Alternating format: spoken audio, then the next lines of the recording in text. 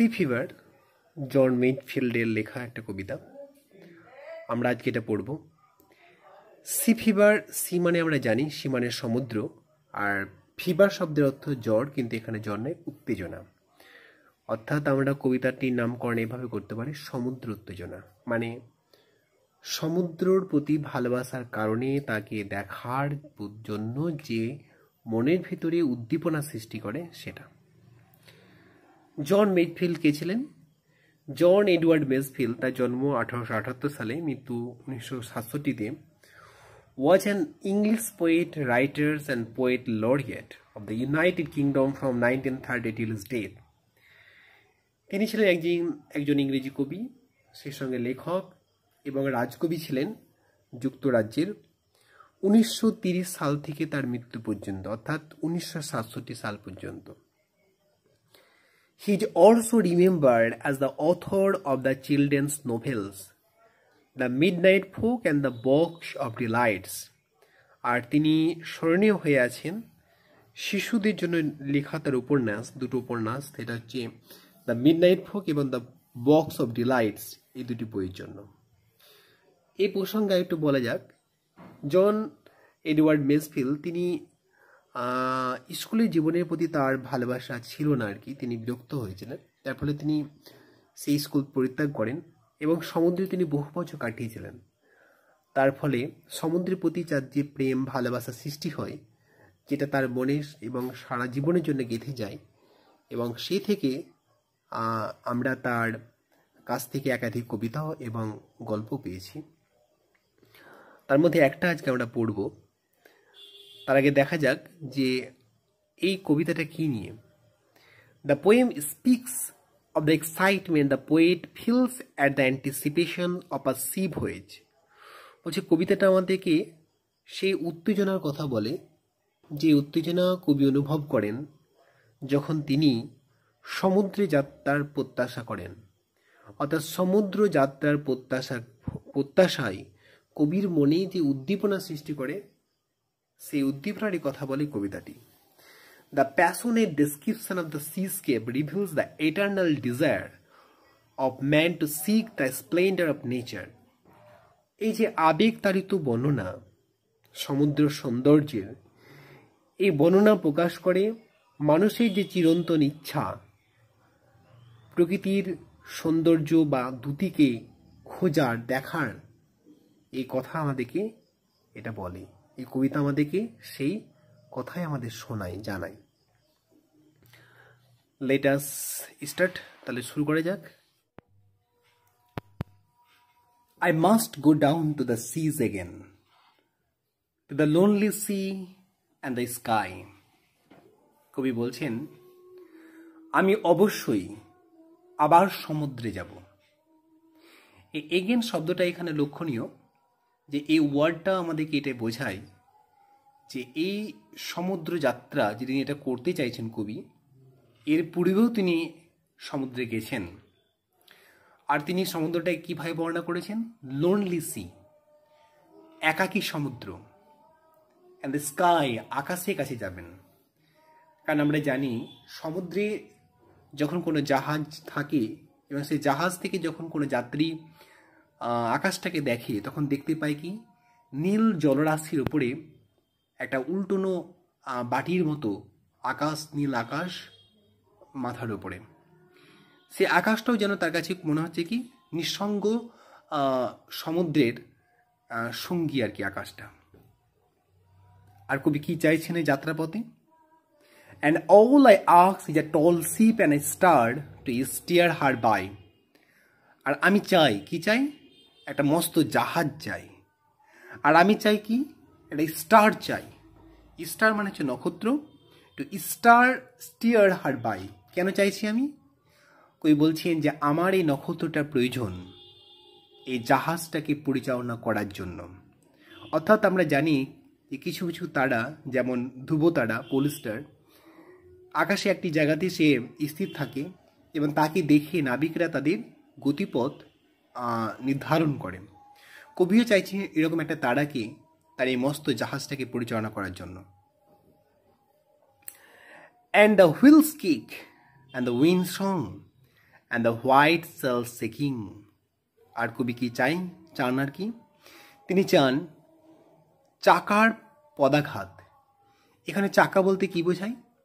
এখানে চাকা বলতে স্টিয়ারিং হুইলের কথা বলা হচ্ছে, অর্থাৎ জাহাজকে পরিচালনা করার জন্য যে চাকা থাকে, যে চাকাটা নাবিকরা ব্যবহার করেন, ঠিক এইরকম দেখতে, সেই চাকার কথা এখানে বলা হচ্ছে। কি কেন বলা হলো? জাহাজ যখন সমুদ্রের জলরাশিকে প্রতিরোধ করে, মানে জলরাশির প্রতিরোধকে বিদীর্ণ করে এগিয়ে যাবে, তখন স্বাভাবিকভাবেই তার একটা আঘাত সে পাবে।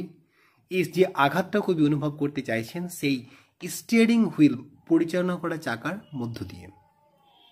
আসলে বোঝা গেছে। আর কি চান কবি? দ্য উইন্ড সং, বাতাসের গান। শূন্য জায়গায় যখন বাতাস বয়, তার যে শব্দটা হয়, কবি বলেছেন এই শব্দটাকে গান হিসাবে, সং বলেছেন। কিসের সং? বাতাসের সং। তিনি এটা চান।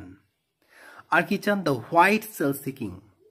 আর চান এই বাতাসে তার যে জাহাজের পাল যে পথ করে উড়বে, আন্দোলিত হবে, কবি এটা চান। আর কি চান? And a grey mist on the sea's face. সমুদ্রের উপরিভাগে ধূসর বর্ণের কুয়াশা তিনি চান। গ্রে শব্দটা লক্ষণীয় এখানে। গ্রে মানে বোঝায় অনিশ্চয়তা, গ্রে বোঝায় পরিপক্কতাকে, কিন্তু আমরা এখানে গ্রে শব্দটার অর্থ নেব অনিশ্চয়তা, আনসার্টেনিটি। এবার বিষয় হচ্ছে তিনি কেন চাইছেন, তিনি আনসার্টেনিটি কেন চাইছেন? কবির এই যাত্রাপথটা হচ্ছে সমুদ্রের যাত্রাটা, তিনি চান না কখনোই যে স্টেবল থাক, অর্থাৎ নির্বিঘ্নে তিনি চলে যাচ্ছেন সমুদ্র দিয়ে, এরকম তিনি চান না। তিনি চান অ্যাডভেঞ্চারাস একটা জার্নি, ভয়েজ। তাই সমুদ্রে তার জাহাজকে ঘিরে রাখবে, ঘিরে রাখবে গ্রে মিস্ট, ধূসর বর্ণের কুয়াশা। And a grey dawn breaking. তিনি আর কি চাইছেন? ধূসর বর্ণের ভোর হবে। এখানে দুটো শব্দ পরস্পর বিরোধী বলবো না, কিন্তু লক্ষণীয় শব্দ গ্রে অ্যান্ড ডন। ধূসর বর্ণ তার মানে অনিশ্চয়তা রয়েছে, তিনি আবার কি চাইছেন? ডন, ভোর, অর্থাৎ সকাল, নতুন একটা সকাল। সেই সকালটার মধ্যে নিশ্চয়তা রয়েছে, অনিশ্চয়তা রয়েছে, কিন্তু নতুন একটা জীবন রয়েছে। অর্থাৎ সমুদ্রের যাত্রার পথটা তার হবে অ্যাডভেঞ্চারাস, যেখানে অনিশ্চয়তা থাকবে কিন্তু আবার সজীবতাও থাকবে।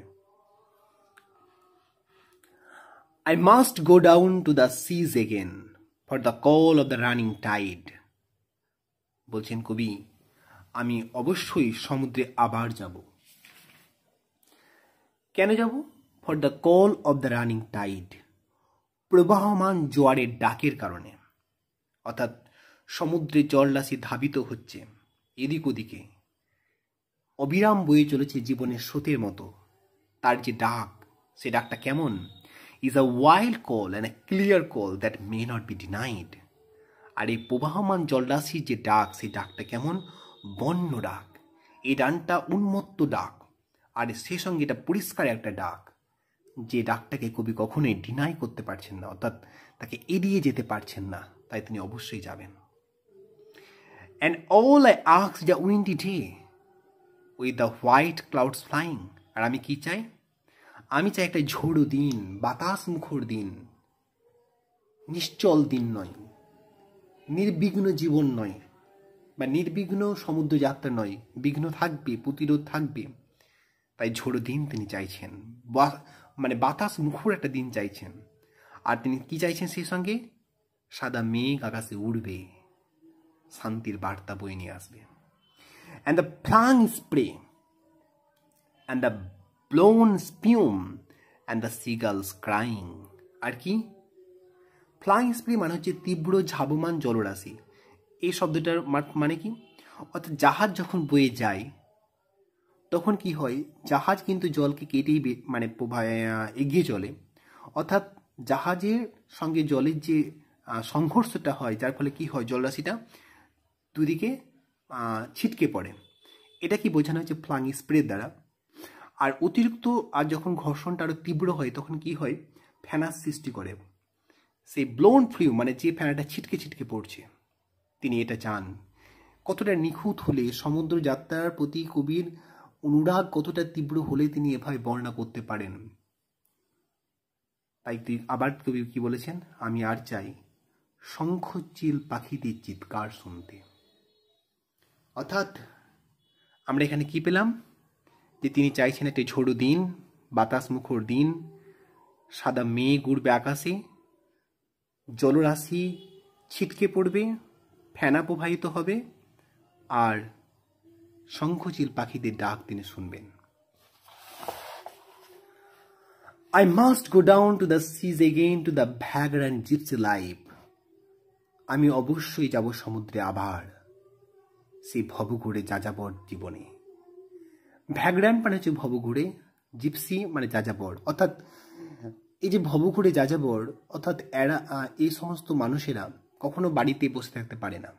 এরা কি করে, প্রকৃতির ডাকে, এই যে দিগন্ত প্রসারিত প্রকৃতি গোটা বিশ্ব জুড়ে ছড়িয়ে রয়েছে আমাদের এই বিশ্ব, এর ডাক, এর সৌন্দর্য, এর রহস্য তাদেরকে ডাকে বারবার। তাই তারা এক জায়গায় স্থির থাকতে পারে না, তারা একটা জায়গা থেকে আরেক জায়গায় ছুটে ছুটে যায় প্রকৃতির টানে। কবিও চাইছেন এরকম একটা জীবন, ভবঘুরে যাযাবরদের জীবন চাইছেন, বেদেদের জীবন চাইছেন। To the gull's way and the whale's way where the wind's like a whetted knife. আর তিনি কবি কোথায় যাবেন? কবি যাবেন শঙ্খচিল পাখিদের পথে, তিনি যাবেন তিমিদের পথে, যেখানে প্রবাহিত বাতাস ছুরির মতন কাটবে, স্থানিত ছুরির মতো যেখানে তীক্ষ্ণ বাতাস। আমরা প্রতিটা ক্ষেত্রে বুঝতে পারছি যে কবির এই যাত্রাটা স্টেবল না, নির্বিঘ্ন নয়। তার যাত্রাটা বারবার আমরা যেটা পাচ্ছি সেটা হচ্ছে অ্যাডভেঞ্চারাস, যেখানে রিস্ক থাকবে, ঝুঁকি থাকবে। আর এখানে তিনি কি চাইছেন? And all I ask is a merry yarn from a লাফিং ফেলোর ওভার। আর আমি শুনতে চাইছি, কি শুনতে চাইছি? হাস্যময় সঙ্গী নাবিকের, লাফিং মানে হাস্যময়, ফেলোর ওভার মানে যে সঙ্গী নাবিক, তার কাছ থেকে আমি শুনতে চাইছি মেরি ইয়ার্ন, আনন্দের গল্প শুনতে চাইছি। And quiet sleeps and a sweet dreams when the long treks over. আর আমি কি চাই? আমি চাই শান্তির ঘুম আর মিষ্টি স্বপ্ন যখন এই দীর্ঘ যাত্রাটা শেষ হবে। অর্থাৎ এই সমুদ্র যাত্রাটা, ঝুঁকিবহুল রিস্কি এই মানে ভয়েজ যখন শেষ হবে, তখন তিনি শান্তির ঘুম এবং মিষ্টি স্বপ্ন চাইছেন। এই আমাদের কবিতা। চলে আসা যাক কম্প্রিহেনশন এক্সারসাইজে।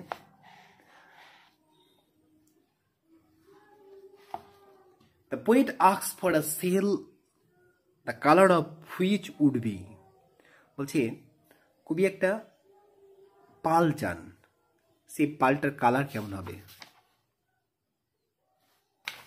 আমরা জানি সেই কালারটা হবে হোয়াইট, সাদা। While going, প্রশ্নের নম্বর B, while going down to the sea, the poet wants to hear the crying of. যখন তিনি সমুদ্রে যাবেন, কবি কার চিৎকার শুনতে চাইছেন? আমরা জানি সেটা হচ্ছে সিগল, শঙ্খচিল পাখিদের ডাক। The wind on the sea is like a wheated. আর সমুদ্রে বাতাসটা কেমন? শানিত ছুরির মতো, Knives.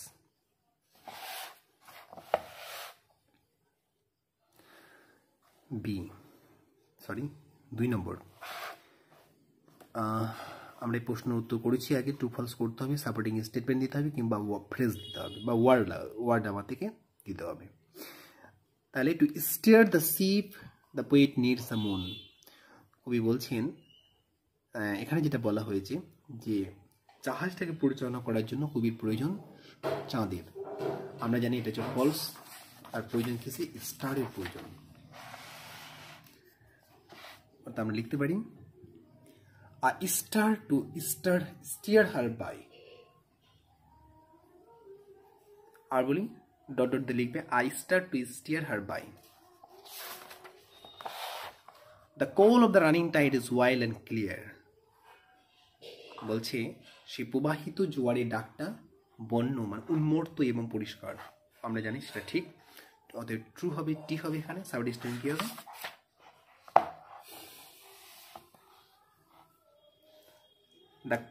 the call dot dot দিয়ে লিখবে, the call of the running tide is a wild call and a clear call। এই পর্যন্ত লিখিয়ে ডট ডট দিয়ে ফুল স্টপ দিয়ে কোটেশন ক্লোজ করে দেয়। C, the poet is going out to the seas for the first times. অবশ্যই এটা false, আমরা এর আগে দেখেছি যে তিনি বারবার করে ইউজ করেছেন এগেন শব্দটা, অতএব অ্যান্সারটা হবে I must go down to the seas again। I must go down to the seas again dot dot দিয়ে ফুল স্টপ দিয়ে কোটেশন ক্লোজ।